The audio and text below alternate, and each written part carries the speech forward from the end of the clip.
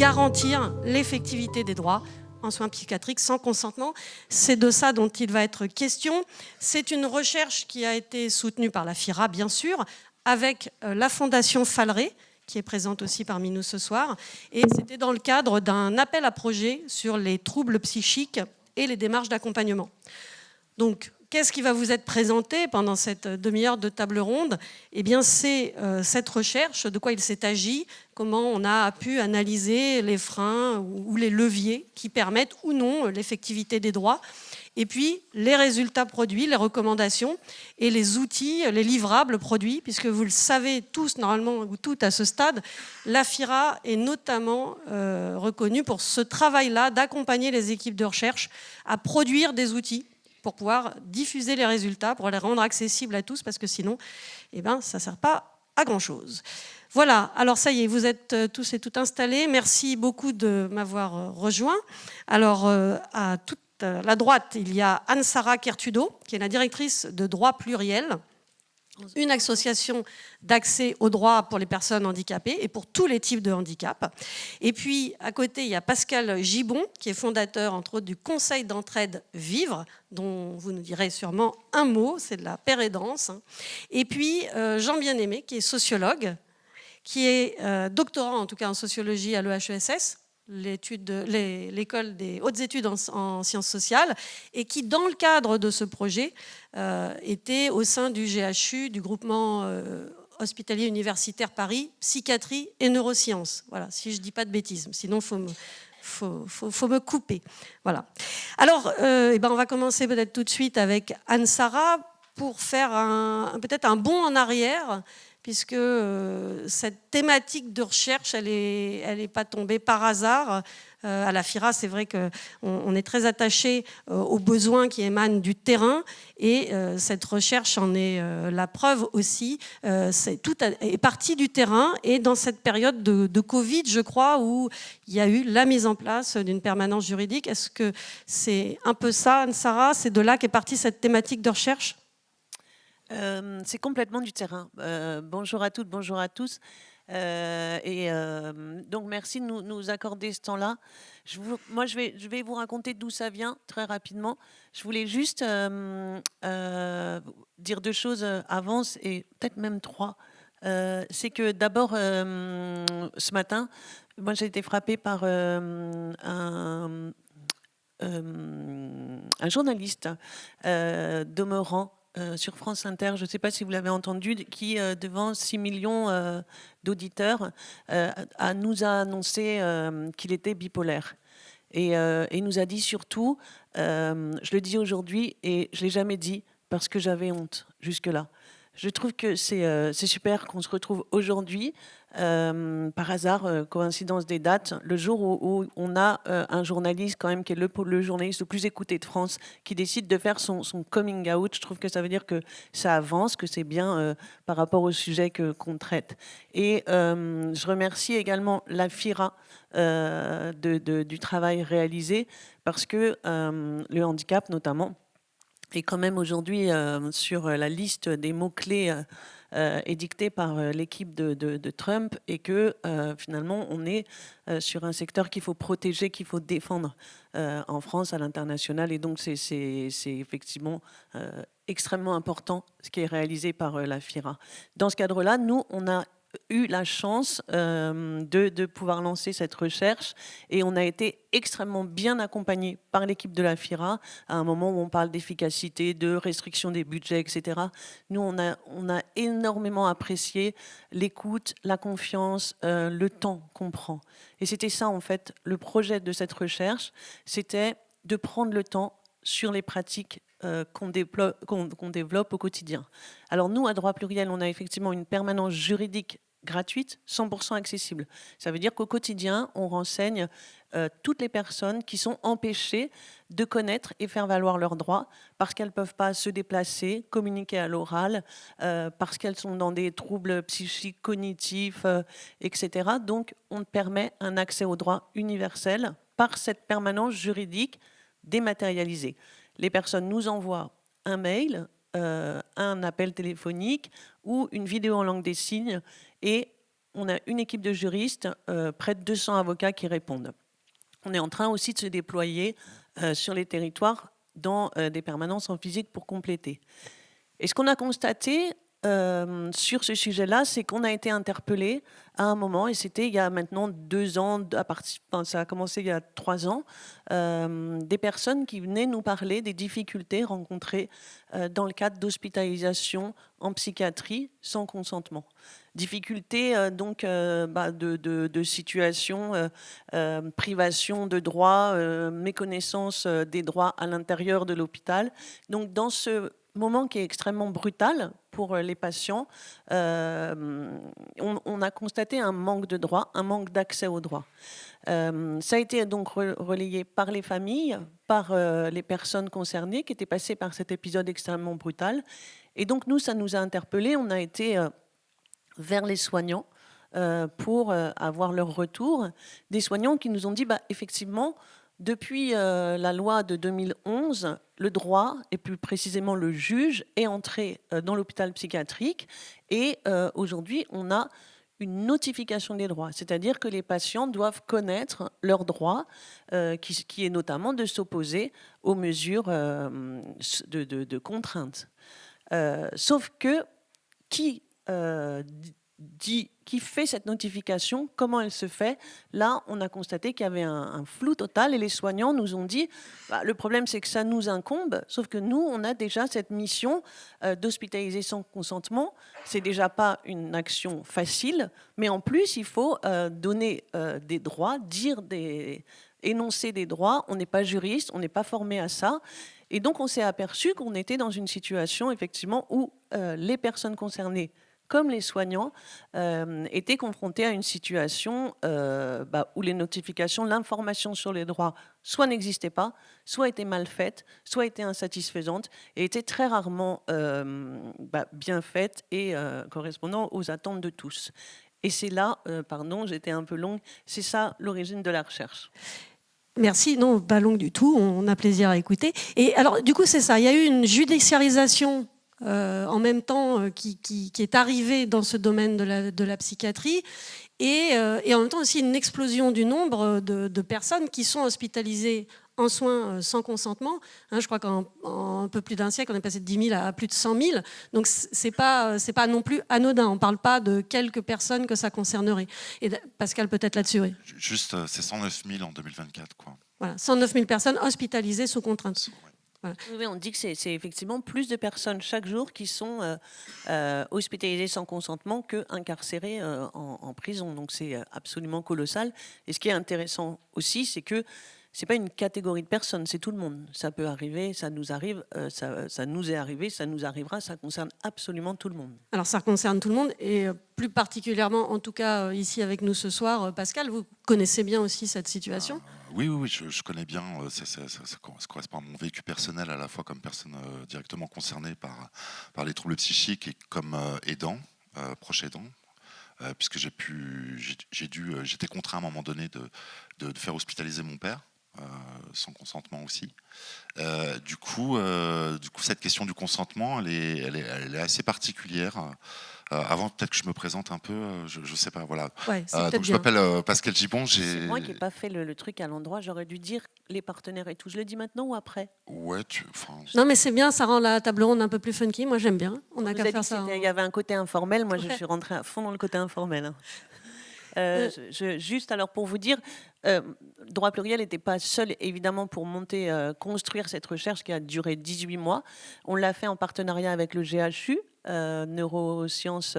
Psychiatrie et neurosciences, oui. Merci. Et Aurélien Troiseux notamment qui est présent ce soir, Emmanuel Jouet au départ, qui ont travaillé avec nous là-dessus.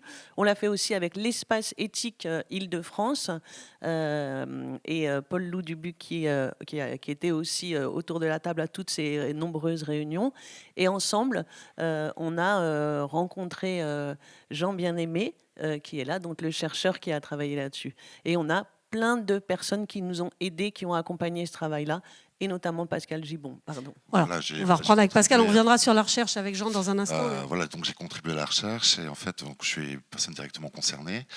et proche aidant. Et j'ai la chance aussi de travailler au sein de l'association d'Entraide Vivre, qui est une association qui est dans le secteur sanitaire, hein, en psychiatrie, hôpital de jour, médico-social et social, hein, qui accueille 2000-2300 personnes chaque année. Et je travaille à la direction générale et je m'occupe, j'ai fondé en fait un collectif d'entraide, Conseil d'entraide vivre, qui est un collectif de pères aidants bénévoles, et on essaye de militer pour développer un concept de père aidance collective et de considérer les personnes qu'on accompagne, les usagers, les personnes, enfin bref, tous les résidents, vous les appelez comme vous voulez, les patients, comme dépositaires eux-mêmes d'un savoir expérientiel, d'un savoir d'usage, qui peuvent profiter à d'autres. Et donc voilà, pour moi, c'est des forces qui sont inexploitées, des richesses inexploitées, et qui peuvent permettre de refaire le lien finalement entre les différents espaces de socialisation de la cité, quoi. Donc on va dans les écoles, on va dans les entreprises, on va dans les structures sanitaires, médico-sociales, on lutte contre la stigmatisation, contre l'autostigmatisation, l'affirmation des droits. Voilà, on fait plein de choses. Voilà. Ouais, merci. Et surtout, Charles Gardou, le président de la FIRA, le disait en entrée, il y a vraiment les savoirs de l'intérieur. Et en ce qui vous concerne, Pascal, c'est ces savoirs-là aussi que vous apportez dans ce type de recherche, c'est-à-dire que vivre la psychiatrie et l'hospitalisation sans contrainte, sous contrainte de l'intérieur, c'est pas la même chose que d'en entendre parler. C'est dur de réaliser ce que ça fait, effectivement, de ne plus être pris en compte, on va dire, dans toute son humanité, de perdre ses droits. Je dirais que vraiment, les soins sans consentement, on a l'impression d'être un objet de soin. Plus un sujet de droit, mais un objet de soin. C'est-à-dire qu'en fait, l'objectif des psychiatres, de l'équipe médicale, en fait, c'est de vous stabiliser, vous faire revenir, sortir du délire, sortir des bouffées délirantes, et donc on est dans j'allais dire le soin pur, quoi. C'est-à-dire que le prendre soin, dans certains hôpitaux, ça se fait, mais sinon, on est dans le soin pur, voir comment vous allez réagir aux médicaments. On a la chance depuis, je crois, 1952, d'avoir Dr Laborie qui a trouvé le Largactil, etc. Donc il y a des médicaments efficaces. Ça s'est développé après. Il y a des médicaments qui permettent de réduire un certain nombre de troubles, mais pas pour tout le monde. Hein, pour une majorité, et du coup de reprendre une vie possible. Mais ce qui est important de dire, c'est qu'il faut voir l'après. Et dans l'hôpital psychiatrique, on ne voit pas l'après. C'est-à-dire que qu'on soit en soins libres ou en soins sans consentement, on n'est pas en perspective. C'est-à-dire que pour moi, la notion de rétablissement en santé mentale, elle doit mettre la personne en perspective. Et là, j'arrive sur la notification des droits. C'est hyper important d'informer les patients sur leurs droits, surtout en soins sans consentement, parce qu'en fait, pour moi, ça peut être le début d'une alliance thérapeutique. Alors, je suis peut-être un peu utopiste, hein, mais considérer l'autre en fait comme son égal, parce qu'en fait, en France, il faut comprendre que les soins sans consentement, c'est une atteinte à une liberté fondamentale, c'est celle de refuser les soins. C'est-à-dire que tout le monde en fait peut refuser d'être soigné, sauf en psychiatrie. Voilà. Donc, ce qui nous a beaucoup effectivement intéressé dans cette démarche, c'est que on parle de soins. Et qui est le juge qui travaille là-dessus? C'est le juge de la liberté et de la détention. On a entendu un certain nombre de dérives chez les politiques aussi, et on s'aperçoit qu'il faut bien être vigilant pour être dans le soin et non pas dans la punition. L'hospitalisation sans consentement, c'est pas une punition. Ces gens-là ne sont pas des dangereux délinquants, ce sont des personnes qui doivent être soignées. Donc c'est vraiment ce qu'on a gardé en permanence en ligne de mire avec, effectivement, Pascal le disait, la notion de consentement. Il faut que à la fois le soin se fasse dans un moment où les personnes sont fragiles et en grande difficulté pour prendre des décisions, mais en même temps, il faut qu'elles soient impliquées pour que le soin soit efficace. Donc il faut qu'elles soient dans leurs droits et qu'elles ne vivent pas ça comme des violences et des abus. Donc ça, c'était vraiment essentiel. C'est ça, parce que sinon, en fait, on ajoute un traumatisme au traumatisme. C'est-à-dire qu'on ne va pas bien, on est hospitalisé, on ne comprend pas pourquoi on est là, etc. On a pu être pris par les forces de l'ordre, etc. Enfin bref, il y a eu plusieurs modalités d'arriver en soins sans consentement, mais ce qu'il faut comprendre, c'est que s'il n'y a pas de perspective derrière, s'il n'y a pas de projet, s'il n'y a pas de perspective, projet de soins, projet de refaire le lien avec la famille, parce que souvent les liens sont brisés. C'est hyper important de mettre les choses en perspective. Et j'ai pu observer en fait que on s'ennuie beaucoup en psychiatrie. Voilà. Alors, on va revenir quand même un petit peu sur la recherche, parce que là, on est parti déjà un peu loin, mais je veux bien que Jean, peut-être, nous dise un mot, comment s'est construit cette recherche, et puis on viendra aux résultats, aux recommandations, à ce qui a découlé de ça. Ouais, ça marche. Si. Non, du coup, cette recherche, comme disait Anne-Sara, donc moi j'ai rejoint le projet une fois qu'il avait été déposé. Et donc en fait, et sachant par ailleurs que mes autres travaux, dans le cadre de ma thèse, je ne travaille pas sur la question de la psychiatrie, et donc c'était aussi pour moi la découverte de nouvelles interrogations, de nouveaux questionnements. Et c'est vrai que pour revenir à ce dont vous parliez tout à l'heure, l'augmentation du nombre d'hospitalisations en soins consentement, en fait, l'une des manières qu'on a pu avoir de se saisir de la question de la notification des droits, c'était justement de partir un peu pas d'un paradoxe, mais en tous les cas de deux mouvements plus ou moins contradictoires. D'un côté, il y a une montée en puissance des valeurs de démocratie sanitaire, d'autodétermination, de respect des droits, etc., que la loi du 5 juillet 2011 du coup venait marquer dans le cadre de la psychiatrie. Pardon. Et en même temps, un recours accru à la contrainte. Et donc, l'une des questions qui est un peu en sous-main dans cette recherche, sans prétendre bien sûr répondre à ce paradoxe, c'est justement d'essayer de comprendre un peu ces choses-là. Et donc, l'enjeu de la recherche, c'était de partir un peu de cette judiciarisation donc des pratiques psychiatriques qui se met en place à partir de 2011, de leurs effets sur les professionnels, en prenant la question de la notification des droits. Et donc pour ça, on a fait donc des entretiens. Donc la recherche mise en place était essentiellement qualitative. Voilà, le but c'était de passer par la parole des personnes impliquées dans la psychiatrie hospitalière ou dans la question du respect des droits des personnes hospitalisées.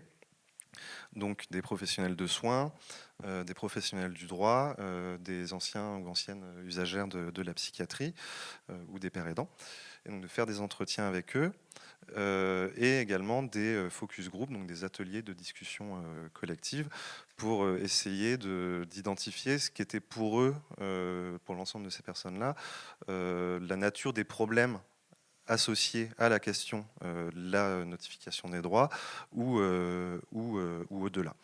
Et donc Non, ça rejoint ce que disait Anne-Sara sur ce croisement entre le soin, le droit et l'expérience. Enfin, il y a vraiment eu tout ça avec du coup des croisements interdisciplinaires intéressants dans cette recherche.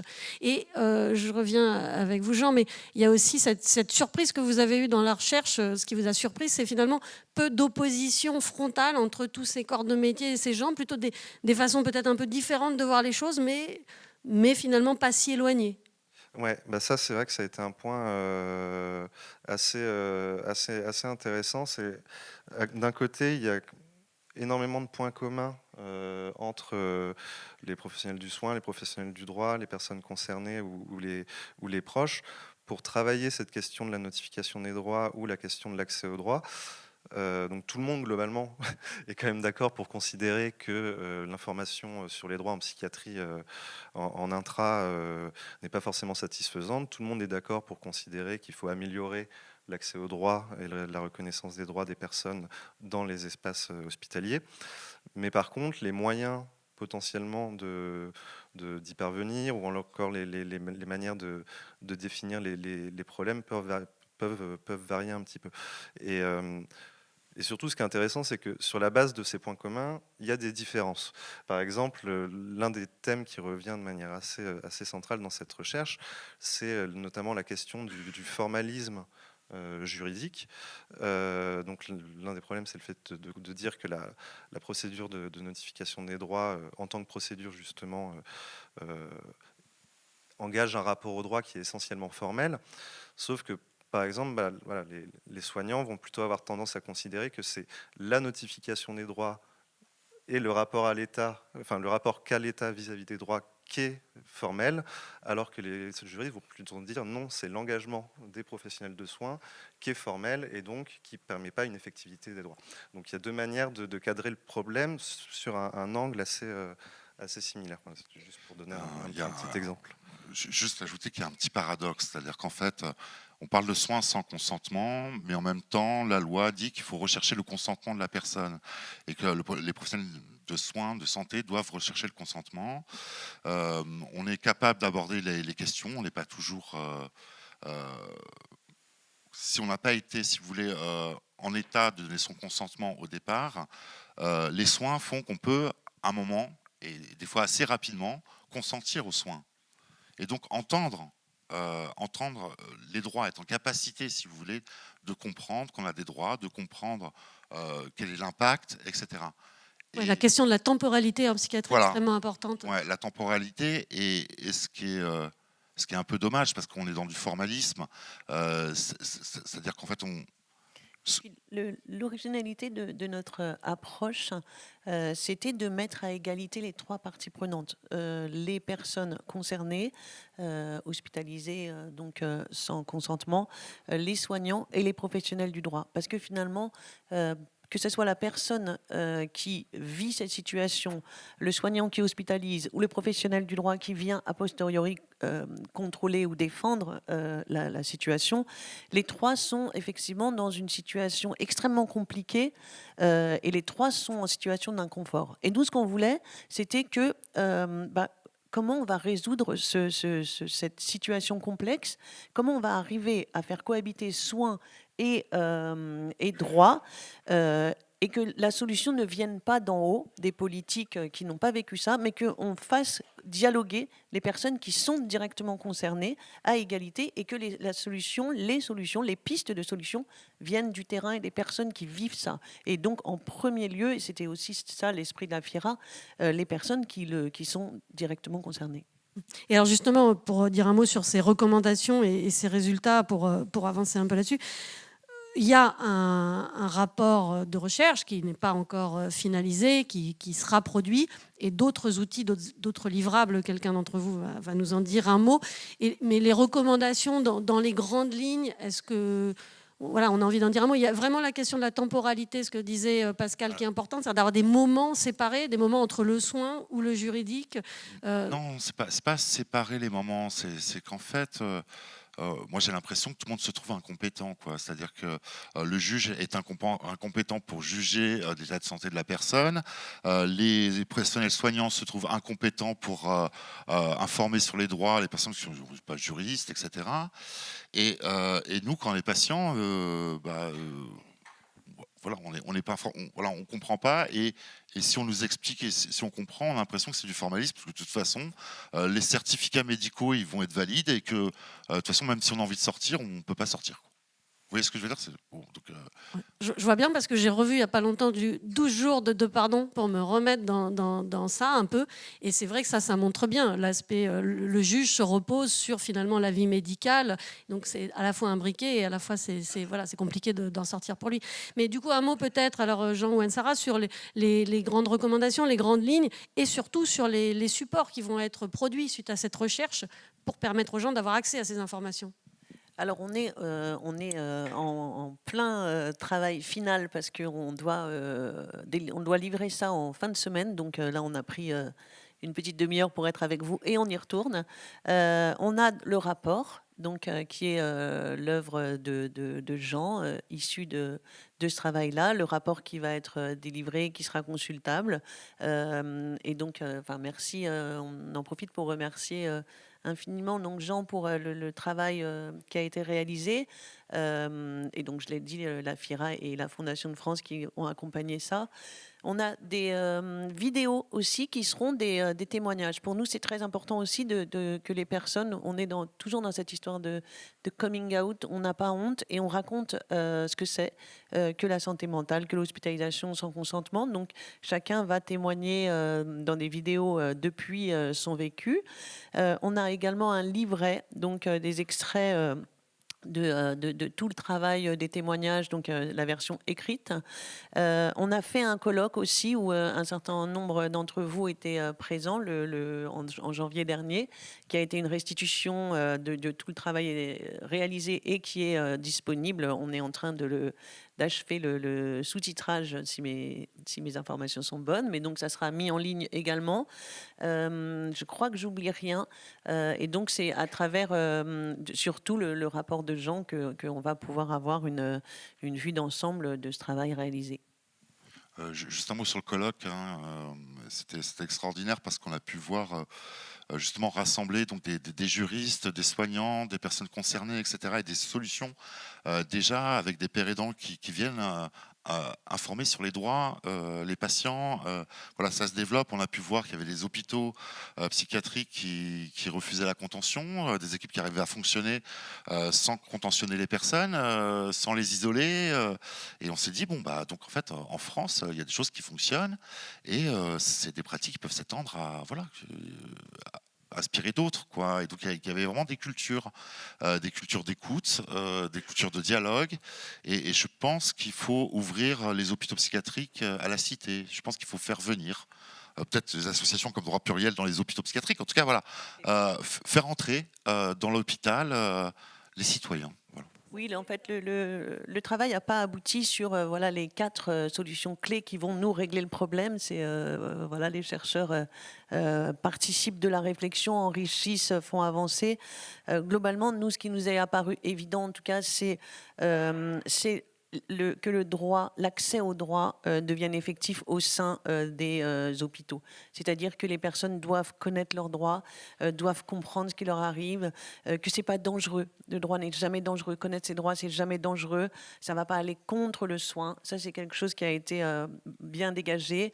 La rencontre également, que chacun, c'était un des aspects très riches de la recherche, que chacun s'écoute et s'entende, et que le soignant comprennent ce que vit le patient dans ce moment-là, qu'il entende cette brutalité, que le patient entende aussi la difficulté, parfois la souffrance du soignant qui doit effectuer ce geste qui n'est pas évident, qui n'est pas facile dans des conditions qu'on connaît aujourd'hui.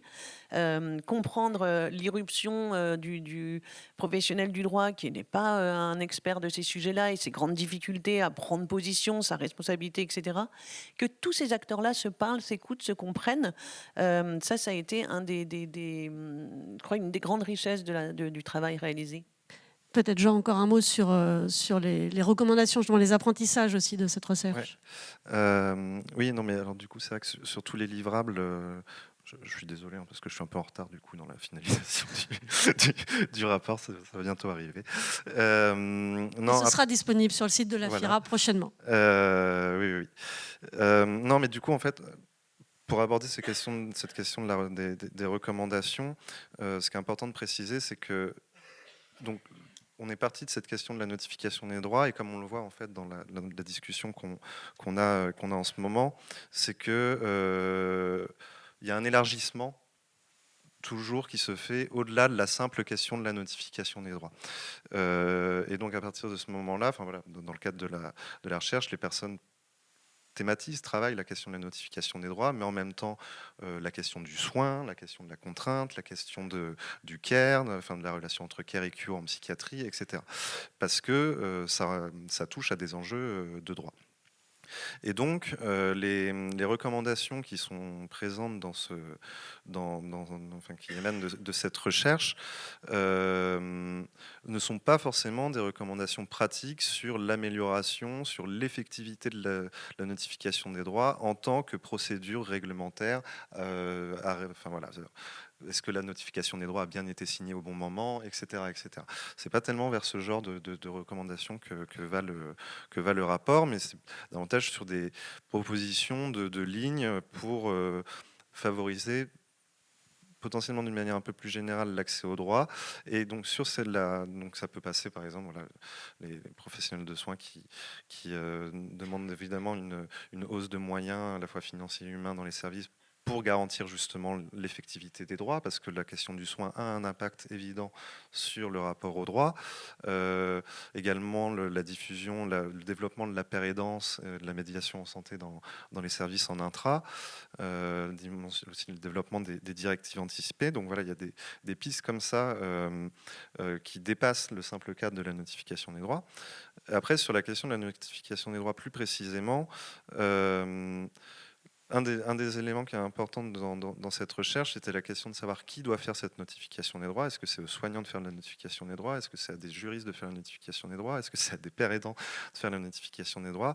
Et c'est vrai que un des axes qui revenait de manière assez récurrente dans les ateliers ou dans les entretiens, c'était l'idée de mettre en place des binômes justement de personnes, soit composés de juristes, de soignants ou de pères aidants autour de cette question-là. Et surtout, donc je ne vais pas non plus tout décliner, mais l'un des axes qui nous paraissait le plus important, enfin l'un des axes les plus importants et qui revenait de manière très récurrente et qui a fait l'objet en fait d'une discussion autonome pendant un atelier, c'était l'idée de mettre en place des permanences juridiques ou des ateliers juridiques dans les unités de soins de manière un peu plus systématique pour que justement parce que l'un des problèmes de l'accès au droit, c'est la question aussi de la médiation et de la possibilité de faire valoir ses droits dans les services de santé.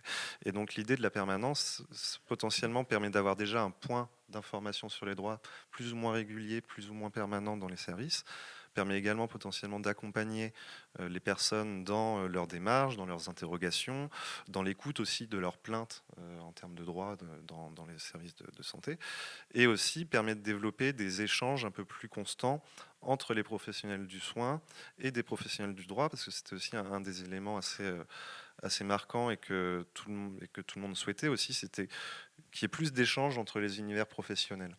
Et c'est pour ça aussi que le colloque qu'on avait fait en janvier avait été intéressant, en fait, parce que ça avait permis même s'il y a des différences, même si les gens ne sont pas forcément là d'accord, en moins peuvent partager des points de vue, s'exprimer et se rencontrer. Et voilà, donc cette proposition-là qui revenait de manière assez récurrente. Alors là, on survole évidemment un peu, mais vous pourrez encore une fois retrouver toutes les recommandations, les résultats dans le rapport de recherche et les différents livrables qui seront fournis.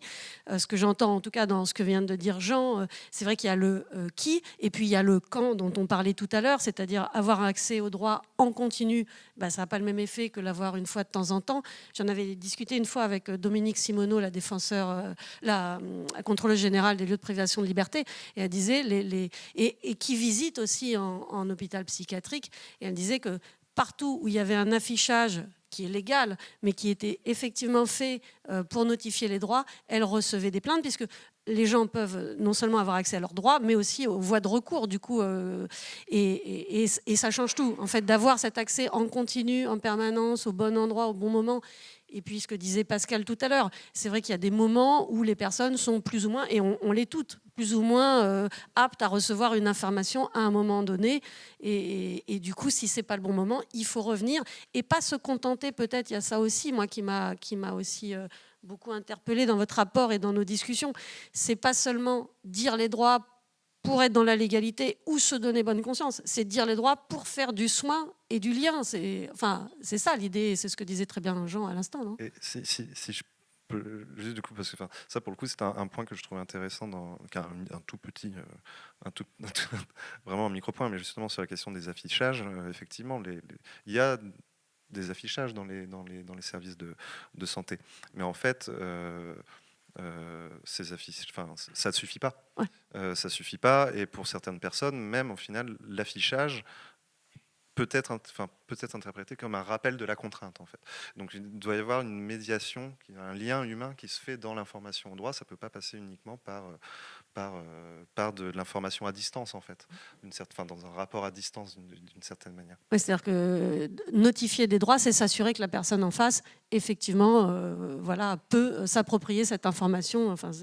Et peut-être, alors, comme le temps file, s'il y a une ou deux questions dans la salle, vous pouvez faire signe. On va essayer d'en prendre une ou deux, voilà, si besoin. Encore une fois, Anne-Sara et Jean seront là avec nous après, je crois, au pot. Pascal, je crois, doit partir. Voilà. Ben, peut-être du coup, Pascal, pour revenir tout à l'heure aussi, vous parliez de l'alliance thérapeutique. Et c'est ça aussi tout l'intérêt de cette effectivité de la notification, c'est de se dire que quelqu'un de bien informé sera... En tout cas, on le pense, et peut-être vous confirmerez ce que je dis, mais sera plus apte à finalement avoir envie derrière de se faire soigner parce qu'aura beaucoup plus conscience et connaissance des enjeux, de ce qui va se passer, de la réalité. Ouais, moi, je suis persuadé qu'en fait, l'alliance thérapeutique, elle doit passer aussi par la reconnaissance des droits de l'autre. Et donc, à partir du moment où on notifie les droits à une personne, quelque part, on le reconnaît comme son égal. Vous êtes un être humain, un citoyen comme moi. Oui, vous êtes hospitalisé. Moi, je suis soignant. Mais là-dessus, au niveau des droits, on est tous égaux, quoi. Voilà, il y a cette égalité. Et malgré le fait qu'il y ait cette contrainte et ce non-consentement au départ aux soins, le travail du soignant, c'est d'accompagner la personne vers finalement un consentement aux soins, un consentement au traitement, un consentement via l'éducation thérapeutique, etc., que la personne continue son traitement après, parce que sinon, qu'est-ce qui se passe ? La personne, elle va revenir. Elle va arrêter son traitement, elle va revenir. Et la problématique, c'est que si il y a de la maltraitance, si la personne elle ne voudra pas revenir à l'hôpital, voilà, elle voudra encore moins consentir aux soins. Donc voilà, il faut engendrer un cercle vertueux, en fait. Un cercle vertueux et accompagner la personne avec des relais. C'est pour ça que moi, je crois beaucoup à des associations qui rentrent dans l'hôpital. Nous, ça nous est arrivé au niveau du conseil d'entraide d'aller dans des hôpitaux de jour expliquer comment on consulte son dossier médical, parce que c'est toute une procédure en France pour consulter son dossier médical. Faut écrire, etc. Faut mettre les timbres et tout, c'est chaud. Mais ce que je veux dire, c'est hyper important de notifier les droits et au-delà de cette notification de droits, de tous les droits. Et en plus, le temps ne s'arrête pas quand on est hospitalisé. Si vous êtes papa d'enfants et que la garde alternée, etc., ça peut avoir un impact. Votre situation d'hospitalisé par rapport à vos droits à l'extérieur. Donc voilà, c'est hyper important. Le temps ne s'arrête pas en fait quand vous êtes hospitalisé. Et ça peut durer un certain temps. Donc voilà, je pense que c'est hyper important d'être informé, de pouvoir accéder à ça, et pas simplement finalement avoir un avocat commis d'office qu'on ne va pas voir forcément, parce qu'on ne sera pas en état d'aller devant le juge, et que la procédure se fasse sans vous, quoi, finalement. Voilà. Donc, En tout cas, il y a effectivement tout un travail à faire en amont le plus possible pour que les gens, effectivement... Et voilà, et redonner du sens finalement à tout le monde, hein, du sens pour les soignants, du sens pour les juristes, pour les juges qui viennent, et du sens aussi, surtout pour les patients, quoi. Moi, je voulais juste vous dire un mot aussi sur la richesse que ça représente pour une structure associative comme nous, Droit Pluriel, de pouvoir participer comme ça, s'ouvrir. En fait, nous, on est vraiment à traiter des dossiers. On a nos juristes, nos avocats qui font ça tout le temps, à traiter des dossiers concrets, répondre à des personnes, des individus les uns après les autres, etc. Et là, tout à coup, on ouvre grand les portes. On fait rentrer des personnes qui arrivent avec une culture complètement différente. On est tous arrivés avec des cultures très différentes. Les chercheurs, les soignants, c'est une énorme bouffée d'air. Nous, on est ressortis beaucoup plus forts, plus convaincus, avec des tas de questions nouvelles, mais aussi plein de réponses. Et le sentiment qu'on était tous ensemble à travailler dans une même direction, avec des casquettes très différentes. Et moi, c'était ma première expérience comme ça de recherche sur 18 mois. Et pour toute notre équipe, ça a été une expérience vraiment extrêmement enrichissante, quoi. Donc, merci pour nous avoir permis ça. Eh ben oui, merci la FIRA. Est-ce que quelqu'un a une petite question dans la salle ? C'est possible, on peut se permettre, si jamais. Sinon, c'est vrai que c'est un format un peu court. Oui ? Alors attends, je vais faire passer un micro.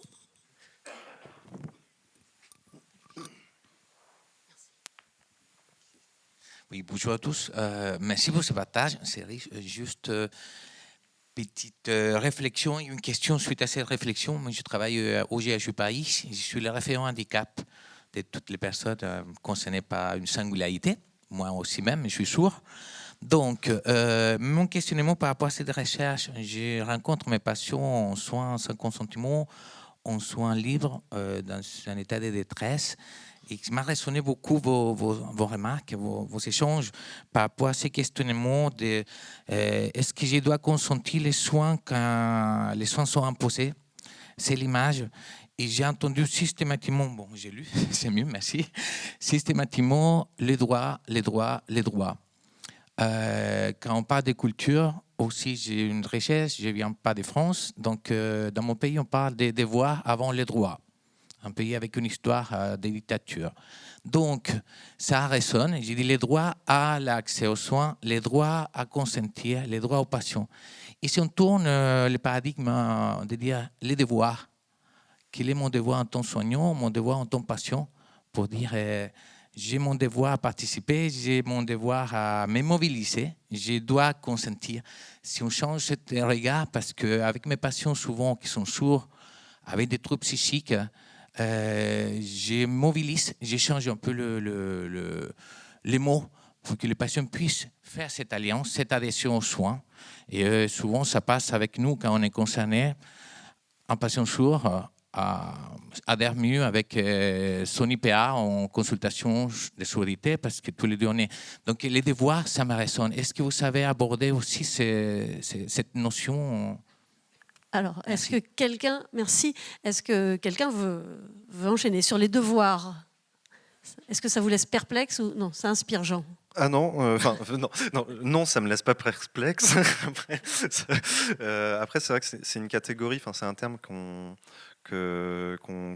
a assez peu travaillé en lui-même, parce que c'est un terme qui apparaît assez peu en fait, aussi, qui est peu mobilisé pour définir les choses ou les responsabilités de chacun ou de chacune. En revanche, on peut avoir effectivement une réflexion en termes de devoirs à différents, je pense notamment à deux éléments qu'il y a eu dans cette recherche. Par exemple, sur cette question, par exemple, de savoir est-ce que c'est aux soignants de faire la notification des droits. Sur cette question-là, il n'y a pas eu de position tranchée au sein des soignants, où une partie d'entre eux estimait que la notification des droits en tant qu'acte administratif n'était pas de leur responsabilité, donc ne faisait pas partie de leur mission en tant que soignant de le faire, alors que pour d'autres, au contraire, la notification des droits, en tant qu'outil d'alliance thérapeutique, leur incombait et faisait partie de leur devoir. J'ai en tête une verbatim assez précise de quelqu'un qui disait justement: c'est notre devoir d'informer les patients sur leurs droits, c'est au même titre que de les informer sur des effets secondaires par rapport à des traitements. Donc la question du devoir, elle se trouve dans la manière de définir au final les tâches qui doivent nous incomber en tant que soignants, et donc il y a des différences. Elle se retrouve également, la question du devoir, sur le rôle et la manière qu'ont par exemple les avocats ou les juges de s'investir également dans les audiences.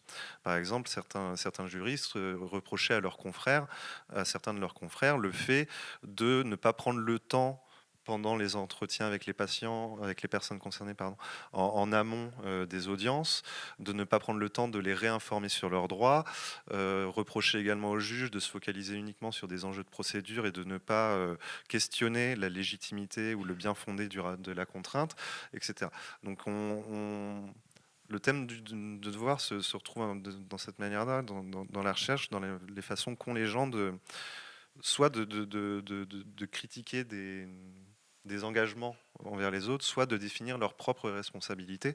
Mais c'est vrai que c'est quelque chose c'est une catégorie qu'on n'a pas mobilisée de manière très précise, au sens où... Et puis on va en rester là, mais c'est parce que le temps file et on a aussi d'autres tables rondes qui arrivent, tout aussi intéressantes. Merci beaucoup à tous les trois. C'est vrai qu'on vous aurait entendu avec plaisir encore.